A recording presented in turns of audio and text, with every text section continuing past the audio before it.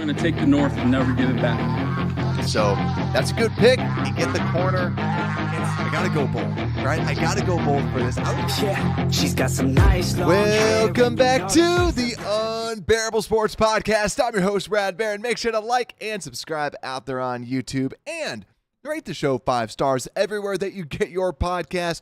We have an incredible show today. So much news to go through, and we are live. This might be one of the latest shows that we've done. We started at 9:20. Sorry for the late show. Thank you all for being able to stay out there. So all those that are able to attend this show, welcome in. Thank you for staying up late because I had a lot of stuff going on, and my wife had a meeting going on and didn't get back till like 8:30. So finally had to put everything together, but now we are here, and we have to talk about 3 core things today.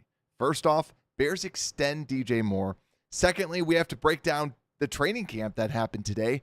And last but not least, we have to talk about the game preview for the Houston Texans tomorrow. We're combining it all together into one super show so that we can continue to just kind of break down the practices as we head up to Thursday so that you can listen to who should you be watching for during the preseason game. So with that, let's get into it and let's talk about DJ Moore. So this is the big news that happened right beforehand. DJ Moore gets signed to the Chicago, or gets extended to the Chicago Bears all the way until his final season is when he's 32 years old. So he has basically 6 years left on this deal because he had 2 years left on his original deal, around $16 million per year. And now he signs a 4-year, $110 million extension that includes $82.6 million guaranteed. The biggest deal the Bears have ever given out to anyone.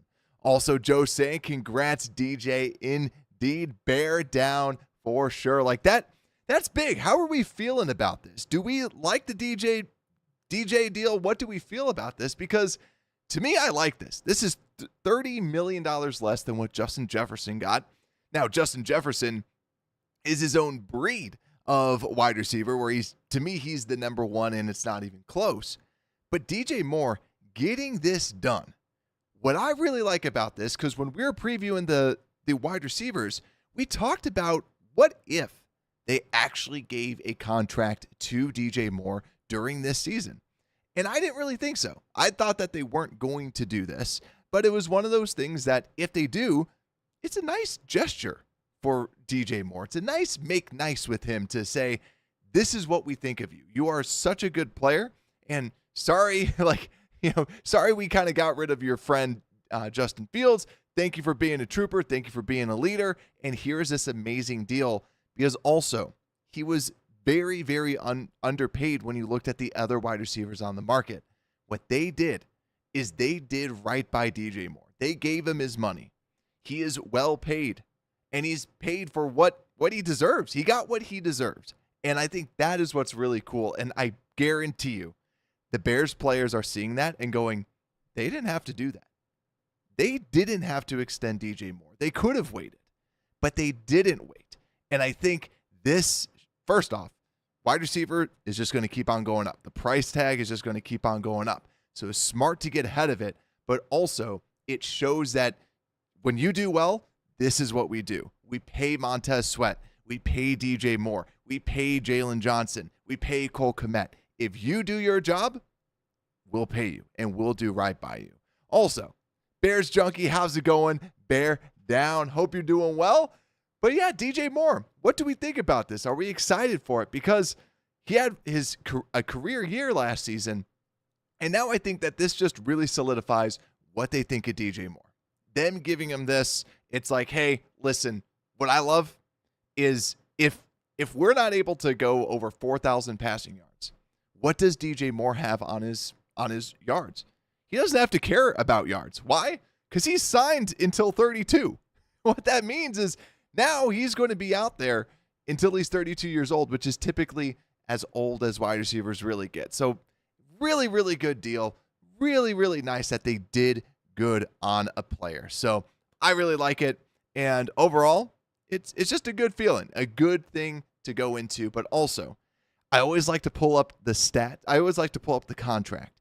We don't have the contract numbers, like year to year to year to year.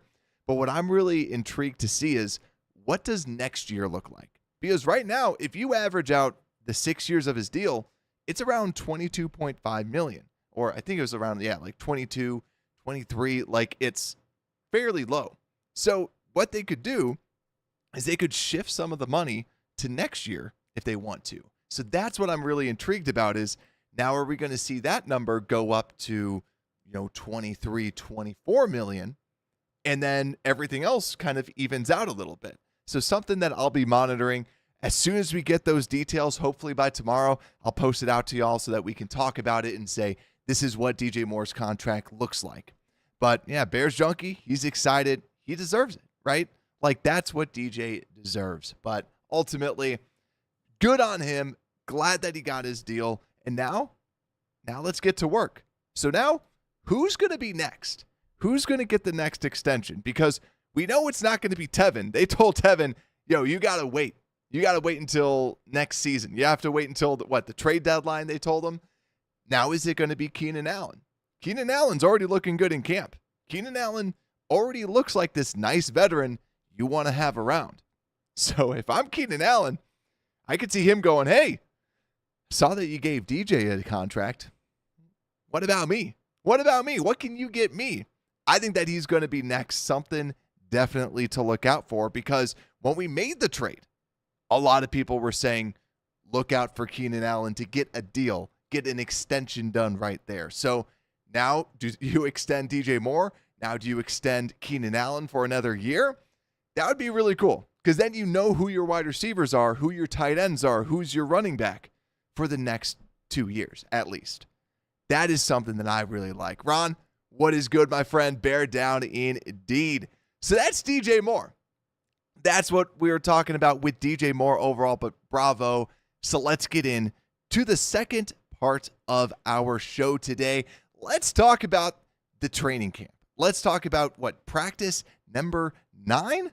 Also, Squeegee, my friend, what is good? Bear down, and I love the emojis. Yeah, I'm sick of the cheese too. I'm sick of the Green Bay Packers. So hopefully, with the new DJ Moore deal, hopefully that is enough to dethrone the Green Bay Packers. So let's go into the injuries from today from practice number 9? So pads were on today, and then Travis Homer, Ian Wheeler, and Jacob Martin were not participating today. The offensive line matchup, or also Nate Davis. I don't know why he wasn't on that list, but Nate Davis wasn't out there, so I'm assuming he just wasn't there.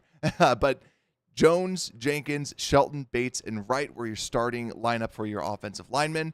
Also, Kyler Gordon was actually out there participating in drills, but was not in the pads. Also, Ron, yes, F Green Bay indeed. But overall, injuries, just, we still have to look out for Nate Davis. That's going to be the big thing that we're going to be monitoring. Other than that, nice to see Kyler Gordon getting ramped back up, ramped back into things. Yet again, he just had some tightness, so they just want to take it nice and slow. No need to hurry him up. He's not going to play on Thursday. So we'll talk about that later on, though.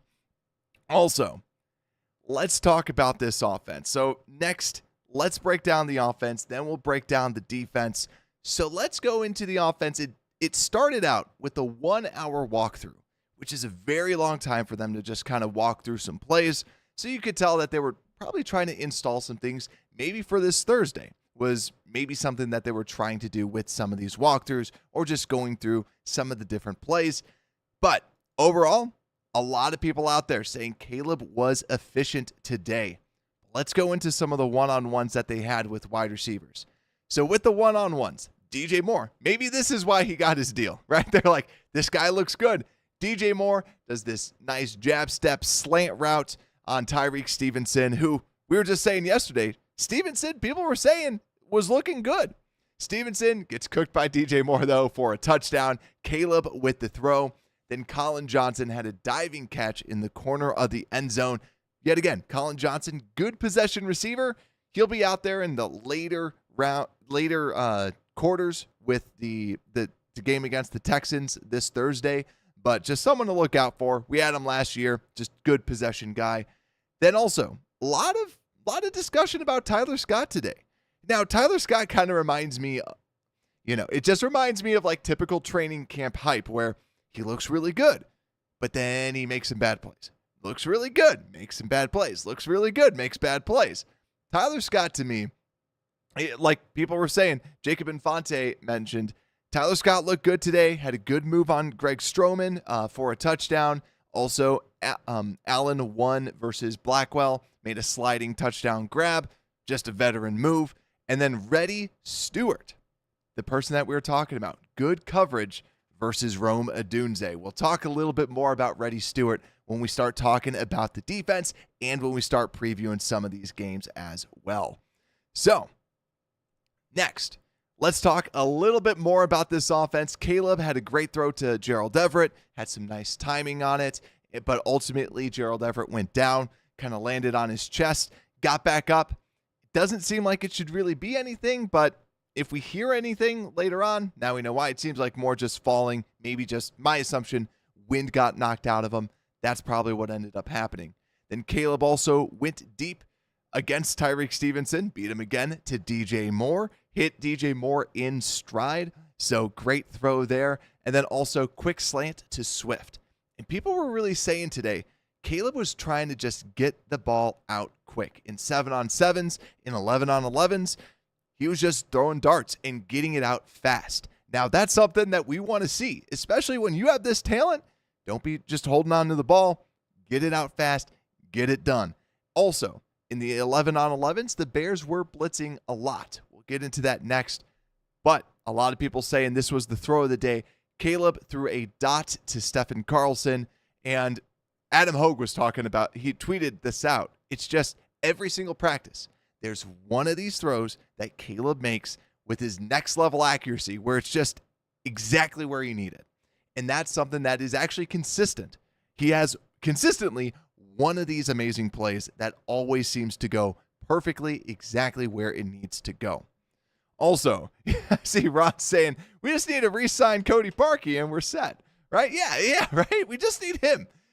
Hey, Cody Parkey, you could never challenge him to a crossbar challenge because he'd beat you every single time. You know that?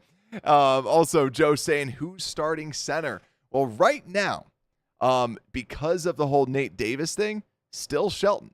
And that's where I'm curious. Is Shelton actually going to stay as center? Because now he's getting all the reps. And now it's like out of necessity, are you just going to have Shelton as the starting center and Bates as that starting right guard? Because that might be what has to ultimately end up happening. Out of necessity, unfortunately, rather than just playing out whoever truly won that center job. It's, hey, yeah, Nate's not healthy, so Bates, you're in. Let's talk a little bit more about these 11-on-11s. Like we were saying, a lot of blitzing today. So Caleb getting the ball out fast. And something that I really liked was that on one of the blitzes, Tyreek Stevenson was untouched. And what Caleb did, he was able to read it, get away. Now the throw ultimately went incomplete, but people were saying just a good look out of that quarterback, out of your rookie quarterback, to identify that blitz completely untouched and be able to at least do something out of that. So yes, he's not as fast as Justin Fields. He's not like that, but he still has the athleticism that you want at the quarterback position. Also, Velus Jones Jr. This is a deep cut from our show. We love Velus Jones as running back. That we should get shirts that have Velus Jones for running back, because Velus was in the backfield a couple times. So that's what you love to see. Wide receiver, made a couple catches, but hey, Velus at running back, whenever he's back there in running back, always seemingly doing good stuff. Also, Skokes, what is good, my friend? Hope you're having a great night. Also, Montez Sweat swatted a ball away at the line of scrimmage, but people saying, good play by Caleb. Ball was in the air, Caleb jumps up, swats the ball down, so it can't be picked off. So good instinctual play by your quarterback for swatting the ball down. Also, Caleb, just Carm from CHGO, tweeted out that just Caleb continues to find Rome Odunze 4 touchdowns. And I still feel like that's what they're going to use him for, is breaking off of the line and then trying to get more of these corner touchdowns. So Rome Odunze, nothing too much to say, just that connection is there. But it's no offense to Rome Odunze. When you have Keenan Allen and you have DJ Moore, you're the third target. And you have Gerald Everett and Cole Kmet. So overall, like, you just look out there, Rome doesn't get as open as them because they're amazing $20+ million wide receivers, and he's still just a rookie. But let's talk about the offensive line a little bit more and some of these one-on-ones. So a lot of people out there on Twitter were able to break down the one-on-ones really well, but we've said this on this show over and over again.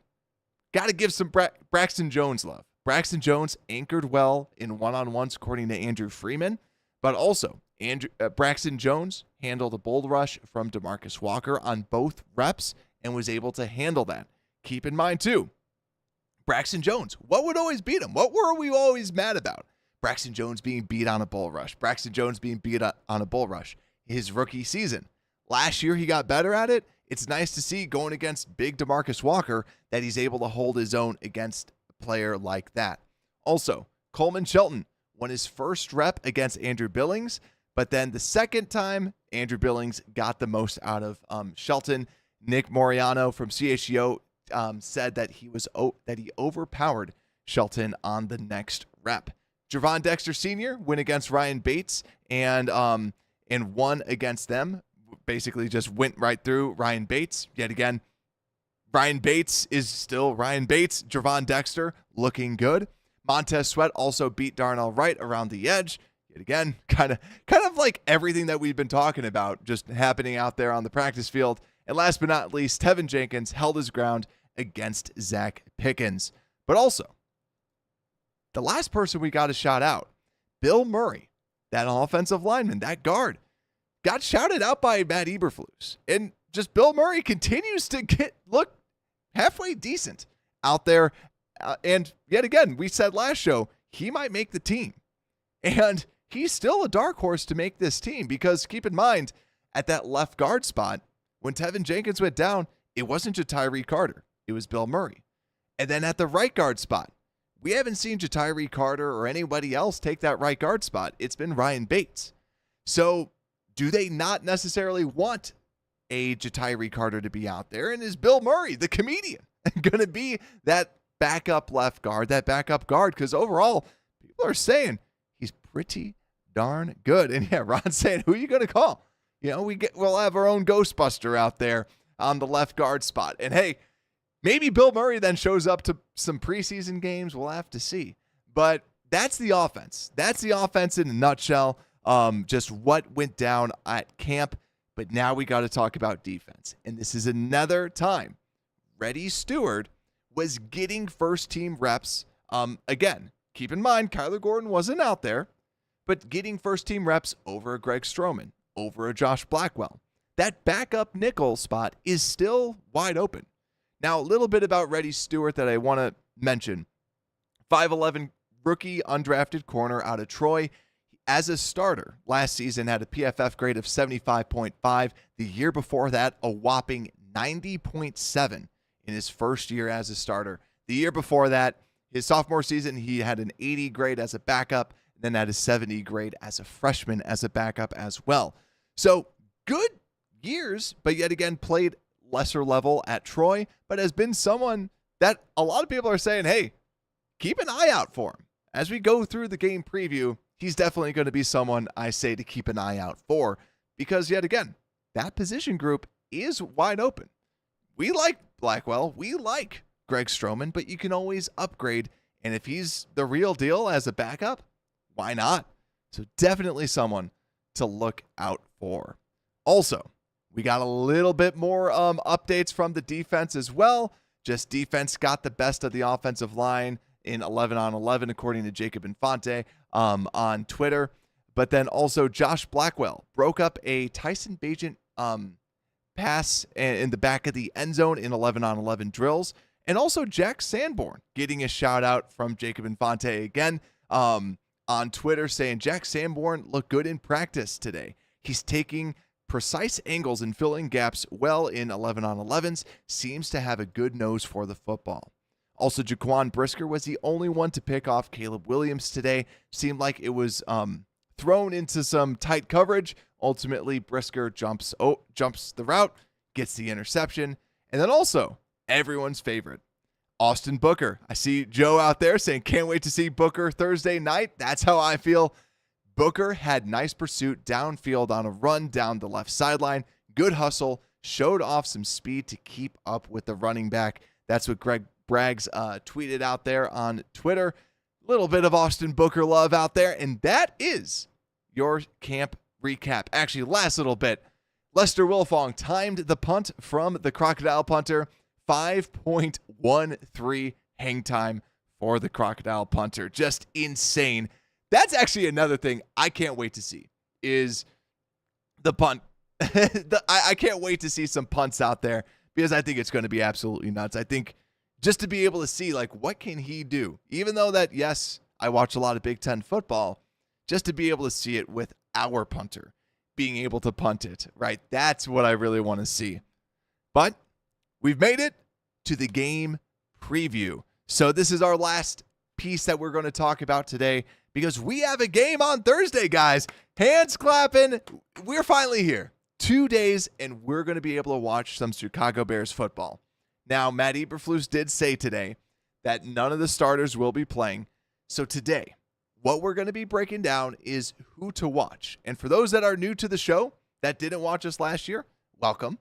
And what we do for these preseason games is we talk about who to watch. And the reason why is because we don't care if you shouldn't care if you win or lose. It's all about how the players look. And also, we'd like to call out specific players, specific numbers too. So people that we want to see. And that way, when it's later on and you go, I don't know who any of these players are, you might go, wait a second. They talked about on the show to watch this player and this player in the fourth quarter. So I have you covered. I got you covered. So also, I will also upload a PDF. So watch out for that too. Next episode, I'll probably have that. I might even throw it in. I'll throw it in the episodes tomorrow. So I'll have a PDF out there that you can download with the rosters on it. So just kind of removing some of those players. So let's get the show on the road and talk about who to preview. Let's see what's out there. Bears Junkie saying Crocodile punter. And then crikey, that's a long time. I got to work on my Australian accent because then maybe I can pull that out, squeegee, but we'll see. Also, Rob saying, thanks for what you do, Brad. Thank you so much. It's been a crazy day. 10-hour work day, and then going into everything else. So, yeah, like as soon as my wife got back, I ran down, typed everything up. So let's go in. And also, let me know down in the comments, everyone, who are you looking forward to seeing out there? So let's get started and let's talk about the backups. So we like to kind of go in our different waves. So here is our entire list of backups. And I'm just going to extend my little screen a little bit on my side so I can see it a little bit nicer. All right. So like we said, the starters will not be out there. So I basically just took their unofficial depth chart and then shrunk it down so that we didn't have any starters out there. So the next thing that I want us to do is, so you can see kind of the backups. So we have all the backups out there. Now the next piece that I went through is I crossed off all the people that are quote unquote backups that I don't expect to play. So who constitutes as that? First off, Coleman Shelton at center. Don't expect him to be out there because he is the starting center as of right now. Ryan Bates starting right guard because of what's going on with Nate Davis. So you shouldn't expect him to be out there. Then Gerald Everett, Mercedes Lewis, they're vets. They should not be out there, even though technically they are the backups, right? You're not going to put out the 40-year-old man out there to be like, yeah, show us you know what you're doing. Then I also crossed off Roma Dunze because technically he's the backup, even though he's a starting out of your starting three. But I just don't expect him to be out there. If he is, yeah, definitely look for number 15. If he is, you can definitely tell every Bears fan is going to be like, Rome's out there. We got to look at this. But then next, I crossed him out in blue because I'm doubtful that this person plays, and he is a backup, is Khalil Herbert. Because maybe they do put him out there just to see him versus Roshan, but you already know what you're getting in Khalil Herbert. Or if I put him out there, I'm only putting him in pass pro situations, right? Show me you can block. So Khalil Herbert, I crossed off, but yet again, if any of these players are out there on offense, someone to look out for, right? Rome Odunze 15, Coleman Shelton 65 shouldn't be there. Tight end shouldn't be out there. And Khalil Herbert, number 24, also shouldn't be out there. So then I went down to the defense, and the person that I think probably, who's technically a backup, that probably won't play is maybe Jack Sanborn, number 57. But I'm going to keep an eye out for him. Maybe they want him to play middle linebacker and get some reps as the guy that can kind of call the defensive plays. That might be, if he is out there, I could see it that way, where Jack Sanborn is your middle linebacker. He's got the green dot. Plays are coming into him, and he's telling everyone where to go because he's the primary backup for every single linebacker spot out there, and you're starting Sam linebacker. But then that's all that I have as quote-unquote backups that I don't expect to play. So here's my list of people of actual backups to watch that I think will be out there, that will be our backups. So starting things off, and this guy also constitutes as maybe he doesn't play, but Tyler Scott, I still think that he should be out there. So I highlighted as someone to watch, number 10, Tyler Scott. He'll be out there early. So all the people we're talking about now will probably be out there earlier rather than later.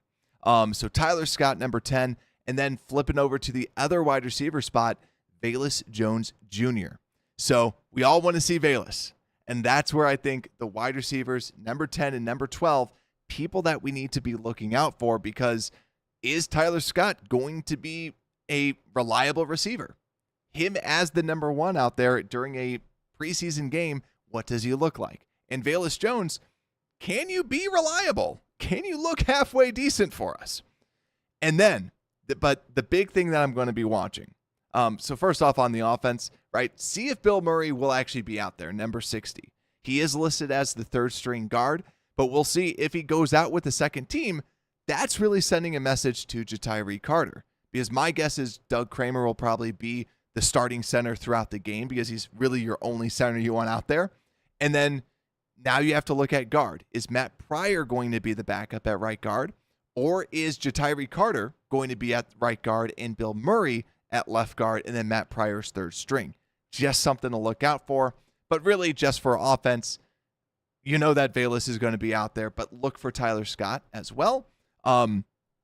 Also, and just kind of questions. We'll go through the last little bits later, but let's go through the defense too.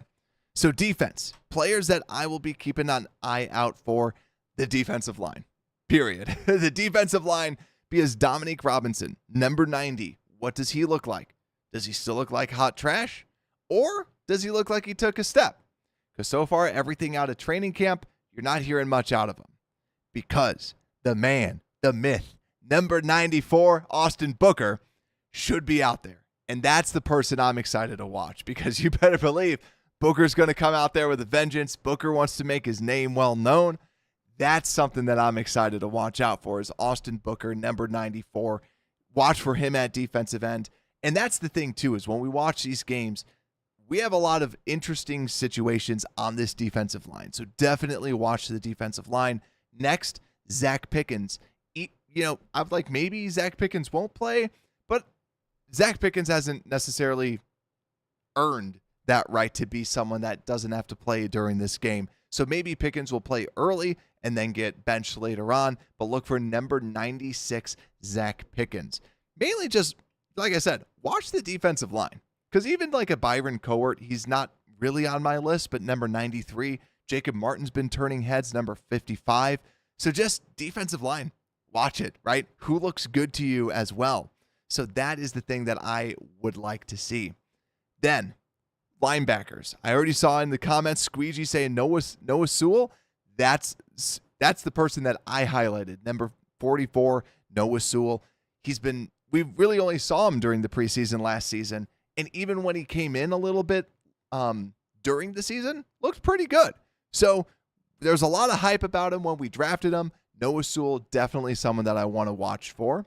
And last but not least, out of the backups, Terrell Smith, number 32 at corner. What can he do at that cornerback position? So definitely someone to watch out for. But these are the people that I expect to kind of be the starters, if you will, because since the starters will be benched. Last little bit in special teams, I'm watching Tory Taylor. And then also, I just literally highlighted kick return and punt return. Whoever is returning, that is the storyline. Because who's returning kicks? Who's returning punts? Also, this is the first time we're going to see the new kickoff rule. What is that going to look like? How do the Bears handle this? That is going to be something that we're going to break down after the game to be like, what the heck was that? How do we feel, right? And next, last but not least, let's break down. This is the most important group, because this is when you go, man, it's been months since Bears football. I've got to watch this. But who should we watch? Who will make it fun? Who will make it entertaining? Let's flip back over to the offense. So I highlighted these players in red. So those that are listening, when I post the stuff tomorrow on my next episode, then you'll be able to download that PDF so that you have that list of people. John Jackson, that is Caleb's best friend, number 26. Very easy to know because you go, what is that running back doing at wide receiver? That's John Jackson. So what does he do at the wide receiver position? And actually, before I even continue that, Tyson Bagent, how could I miss number 17? Tyson Bagent, what does he do? What does Bagent do now being the starter for this game? So definitely, can't believe I forgot Bagent. How long does he go out there? Because it's him versus Rippon as that QB2 who will win that job. But then next, so John Jackson, someone that to look out for at wide receiver. But now we go to the inside, the interior of the offensive line. I'm curious about Doug Kramer. I just want to see what he looks like, because if, let's say that the Nate Davis situation starts to escalate, right? If it starts to escalate, Coleman Shelton has to be center. And now does Ryan Bates become your starting right guard? And if you're shifting things around, now does Doug Kramer have to be that primary backup at center? So what does Doug Kramer look like? Someone who is undersized. And speaking of undersized, Bill Murray, number 60, is also undersized. So someone to watch out for, like we said, definitely been turning a lot of heads. But then Austin Reed, the quarterback, the undrafted rookie free agent quarterback, does he even attempt a deep ball? Because like we previewed when we were talking about the quarterbacks, Austin Reed, not a pretty deep ball. He is not even to intermediate. He's a short ball thrower, 0 to 10 yards. Number 16 when he's out there. And also look for tight end number 87. Like we mentioned, probably Mercedes Lewis, Gerald Everett, Kari Blasingame, all the fullbacks and tight ends are not going to be out there. So you're going to see a lot of 88 Stephen Carlson, 47 Tommy Sweeney, and undrafted rookie free agent 87 Brendan Bates. Someone to look out for to just see, what does this guy even have? What does he look like with the Bears jersey on him? And last but not least on this offense, number 33, Ian Wheeler. We have talked about him so much on this show, and I hated it when I saw him on the injury report that he did not practice, because my guess, I think that the reason why they signed the running back from the Browns is because Wheeler's probably not going to play.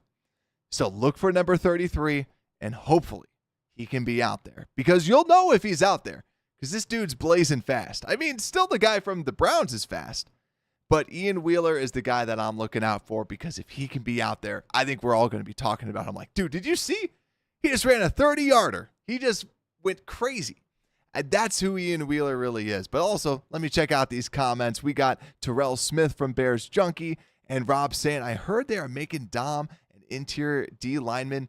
He did take snaps at interior D line. And a little bit more on that too. With the defensive line, they're trying, from what I've been hearing, they're trying out different things. And like Austin Booker even talked about this too, where he lined up inside, and then his whole thing is then they stunt him. So then they stunt him, then he goes to the outside. So they're really trying to throw weird looks at the offensive line to try and generate as much weird pressure as they can with 4, it seems. So I think they're just trying to put him put everybody everywhere just to see what they can do, just to kind of throw the offensive lines off. But speaking of defensive line, let's flip over to the defense yet again. Defensive line, position to just continuously watch out for. And people to watch for, number 59, John-Marie Croma. I'm actually surprised that we have not heard anything about him at all because of just the level of athlete he is. Because we always see a lot of those big, heavy athletes. I forgot who it was, like 2 years ago. It was a guy out of like northern Arizona that had like crazy number of sacks. And I think his last name was Taylor. I don't know if anyone remembers this guy, but he was just someone that was nonstop working. And he looked phenomenal in training camp. But then when he had pads on, when he was going against other people, just wasn't that guy. The other person too, defensive tackle number 67, Keith Randolph Jr. That's the other undrafted rookie free agent from Illinois. Someone that, hey, can he push a Byron Cowart out? So far, I haven't heard much from him, which might just be more of like what we said. When he's being brought in, he won by shooting gaps, which doesn't necessarily translate over to the NFL, because if you just try to squeeze in between two people, this is the NFL. They don't make a mistake like that. They'll be like, yep, get out of here. You're gone. Don't do that. So he needs to develop pass rush moves. Haven't heard much, but want to see what he looks like for the Bears. And last, but not least, right? Linebackers I don't really care about. Micah Baskerville might be fun to watch, number 47. But the corners, Reddy Stewart, number 46. Look for him in the slot. To me, you could also just literally watch the slot cornerback position. So if you're like, okay, I'm done watching off defensive line, look at the slot. See what you can see, because we have this battle. Greg Stroman, number 27, versus 39, Josh Blackwell, versus 46, Reddy Stewart. This is a position battle. Backup slot corner. And Kyler has gone down every season. So if Kyler's been banged up, one of these players will most likely get playing time next season. So which one will it be? Reddy Stewart is someone that like we were saying, hype. There's a lot of hype about him. So now we get to finally see him. And last but not least, 37, Leon Jones, outside corner. Someone that turned some heads in minicamp, but have heard absolutely nothing about during training camp. So Leon Jones, 37, someone that I'm just at least keeping an eye out for. Corners are always hard to watch because you're not watching all 22 mode. But overall, if you can see them, try and look out for them. But what do you think? Anybody that I missed that you're really excited about, let me know down in the comments. Joe saying so much hype around G-Dex this year. Hope he lives up to it. That's the thing, man. I'm hoping that Javon is able to live up to this, because like they had a lot of hope in him. They really liked him. They obviously wanted to get him, and it was higher than he was expected to go, higher than where he was consensus. But everybody's saying, like, the thing that you can't predict is, I always think about TJ Watt or JJ Watt, where JJ Watt coming out of Wisconsin, yet again, I live in Wisconsin. I have a lot of siblings and a lot of friends that went to Wisconsin. We watched a lot of games. JJ Watt in Wisconsin did not look like JJ Watt in the NFL.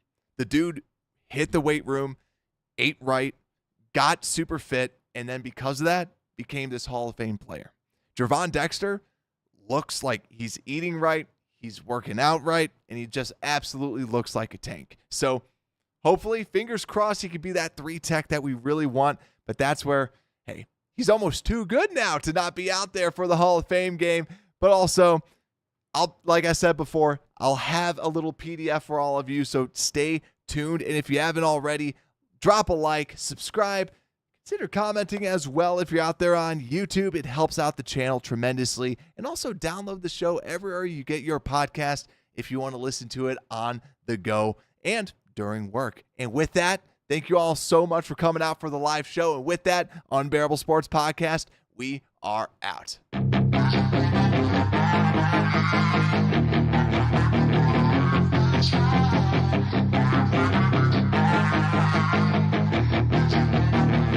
Yeah, she's got some nice long hair and you know